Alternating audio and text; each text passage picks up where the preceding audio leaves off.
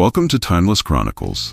Explore history, mysteries, and fascinating stories from the making of Saving Private Ryan. Got more real than most viewers ever knew. Subscribe now for captivating content that takes you beyond time. Timeless Chronicles, history, mysteries. Enjoy this video. The filmmakers worked with amputees to make scenes of soldiers losing limbs look real. The D-Day sequence was designed to portray D-Day as realistically as possible as a way to honor the experiences of those who went through it, and that included many visceral details. To recreate the gruesome detail of a limb being severed, Spielberg hired 20 to 30 amputees and paraplegics. The special effects crew had them wear realistic prosthetics rigged with incendiary materials, then detonated the limbs during filming. The introductory D-Day scene cost $12 million to make. The real D-Day in 1944 was one of the most pivotal moments on the European front during World War II. On June 6, about 130,000 Allied troops landed in Normandy, fighting against about 80,000 Axis soldiers.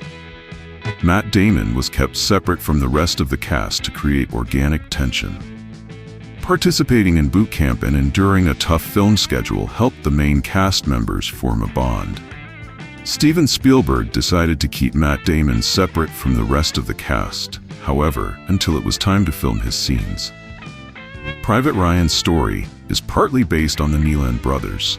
After 5 brothers from the same family, the Sullivans, perished on a Navy ship during World War II, the U.S. military took precautions to avoid a similar incident. But multiple sons from the same family still perished at or near the same time as each other. One such family partly inspired Private Ryan's story. The actors had to attend a 6-day boot camp, and most tried to quit. Before filming, Steven Spielberg sent his main cast members to a 6-day boot camp. That's much shorter than what an actual 1940s U.S. Army Ranger would have endured. 4 months. Steven Spielberg didn't storyboard any of the D-Day sequence. Steven Spielberg, partly inspired by gritty World War II news footage, wanted the opening D-Day sequence to look and feel like a 1940s newsreel. To achieve this look, Spielberg filmed much of the $12 million scene with handheld cameras.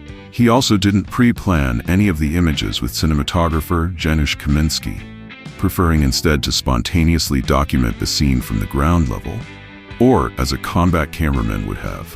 The senior military advisor tried to make filming conditions as realistic as possible. The senior military advisor on Saving Private Ryan was Captain Dale Dye, a retired U.S. Marine whose job was to make the film as authentic as possible. During filming, Dye supervised the cast members as they lived in conditions approximating those of the soldiers they were portraying. The movie was filmed chronologically. Steven Spielberg said he decided to film the movie in chronological order to recreate the gravity of the character's situation. Starting off with the D-Day sequence was a devastating experience for the cast, he said, and the despair grew when more characters were lost as the story continued. It was a mentally demoralizing experience for us, by design, he explained. A drill was attached to a camera to test how to make cameras shake during battle scenes. According to Steven Spielberg, photographer Robert Capa's photos of D-Day exhibit a vibrating visual effect caused by the explosive real conditions. To create this effect, Spielberg attached a Black & Decker drill to the camera, which he said worked perfectly. The dismantled French town was a set built outside of London. One of the final sequences of Saving Private Ryan features the surviving members of Captain Miller's squad and Private Ryan defending a French town dismantled by German tanks. The town, Ramel, is the only fictional location in the movie.